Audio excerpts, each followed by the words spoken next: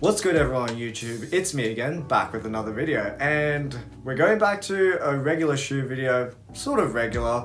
I'm actually going to do another one of my afterwear reviews. And for this particular shoe, this is a shoe that initially I didn't actually get. This was my brother's shoe, and he's a size 10, I'm a 9.5. But the unfortunate thing happened to him in a few months later, and he actually grew a full size up to a size 11, so he actually gave me these shoes. And I didn't wear them for a while, but I decided to actually start using them even though they were half size big.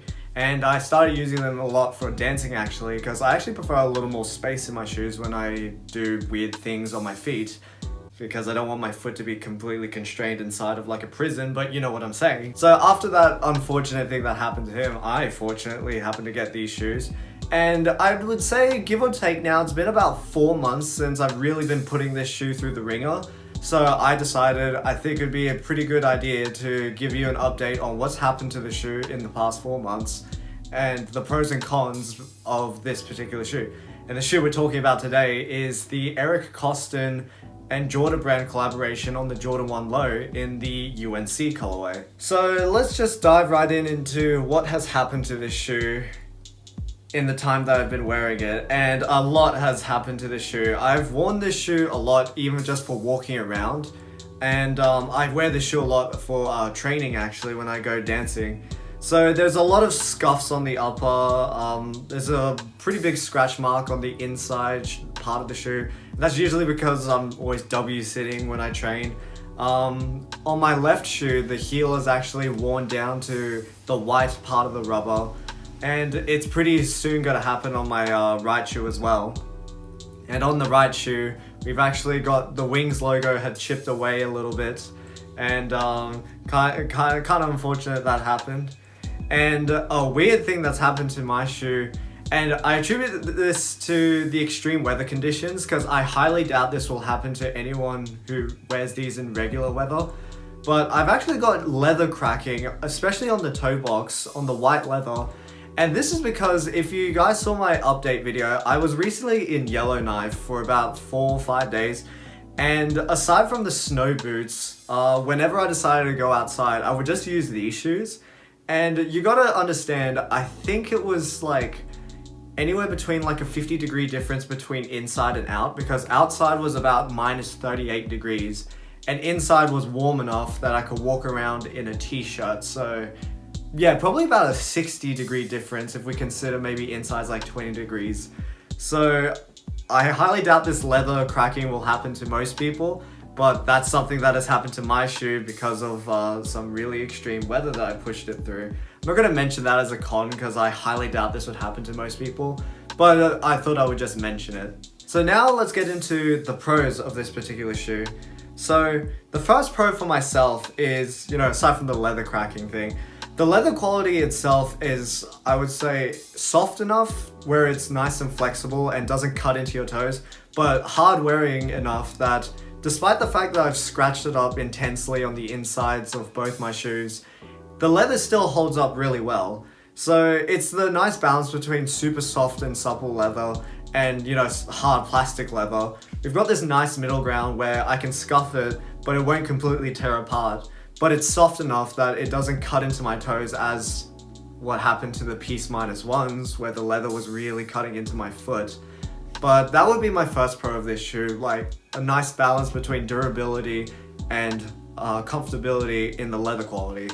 My second pro for this shoe would actually be the colorway itself. So ever since I started really getting into sneakers around like 2017, 2016, I mean, I've always loved sneakers, but I really sort of got myself lost in it in that year.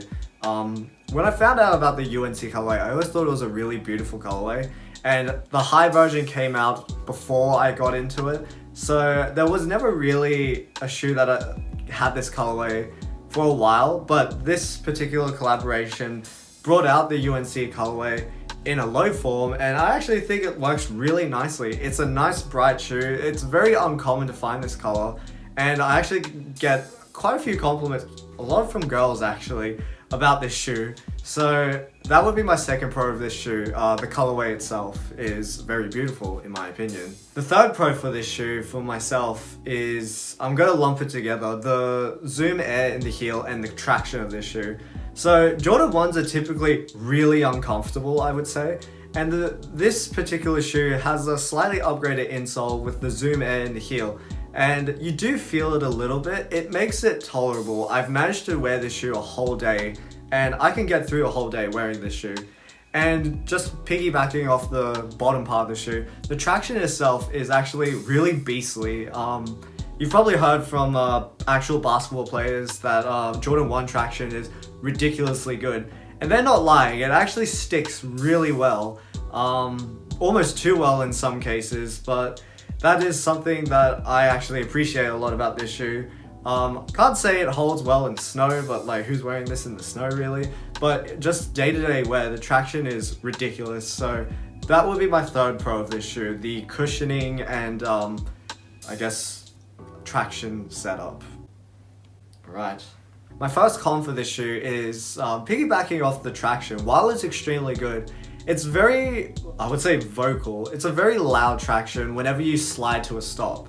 So anything that's like a smooth surface, whether that be wood floors, tiles, even like shopping mall floors that are like fairly smooth.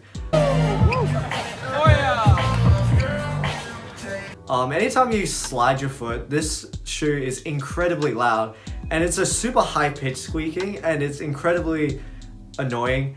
And actually, for the cases of like dancing in this shoe, whenever you're on like smooth dance studio floors, anytime you have to shuffle or like slide your foot across the floor, this shoe is just screaming.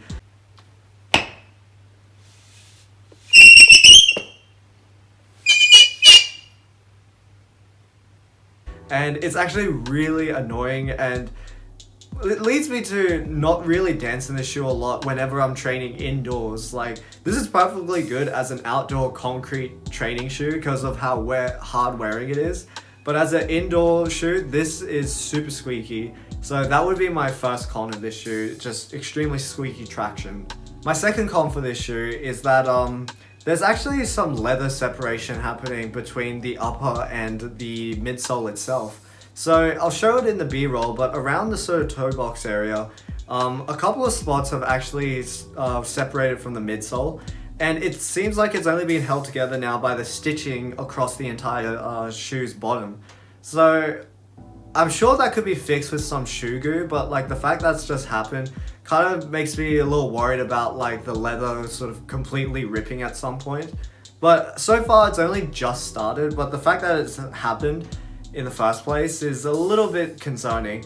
And I can't say this has happened on other Jordan 1s that I've danced in before as well. So this particular one just seems like the leather decided to throw a fit and collapse or rip off. So that would be my second con for this shoe. Just maybe some like gluing issues with the upper and the midsole. Really stretching it out here with the pros and cons, but we're doing three, we have to. My last con for this shoe is just in general, I find the Jordan 1s, to get a good lockdown, you need to really crank down the laces. Now, I know some may say this is because I've gone a half size up, but even at my true to size, I find that like even Jordan 1 lows, I really have to lace the shoe to the point where it's almost touching for it to really sort of hold down on my feet. I'm not someone who likes shoes that kind of just slip on and slip off while I'm doing stuff. So this particular shoe, I find you just have to really sort of lace down, and then you have like the big bunny ear sort of loops afterwards. Now that's mostly because I have a wide foot, a wide-ish foot, but my foot in terms of its height is really sort of like narrow and skinny.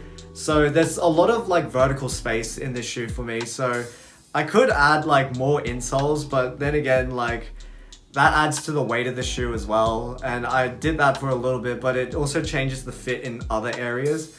So I would just say, like in general for myself, the roominess of this shoe is a bit too much. However, if you know your foot to be a little more like taller than mine, I'm sure Jordan 1s are probably one of your favorite shoes. But that would be my third con for this shoe. So yeah, 3 pros and 3 cons where you really have to force it out here. And with that, we've come to the end of another video. So I'd like to hear what you guys think of this particular shoe. And if you happen to own this shoe, what would be your pro and what would be your con for this particular shoe? I'm not sure if I'm going to keep doing this video format. I'm just sort of throwing it out there. But yeah, this is after 4 months of wearing this shoe and sort of putting it in the ringer. So thought I'd put it out there, and we'll see how it goes. Anyway, like, comment, subscribe, leave a comment in the comment section down below. And if you're into more sneaker content and maybe some vlogs and things like that, if you're into a little bit of dance as well, consider subscribing to the channel. And yeah, I'll just leave it at that. And with that, I'll catch you guys in another video.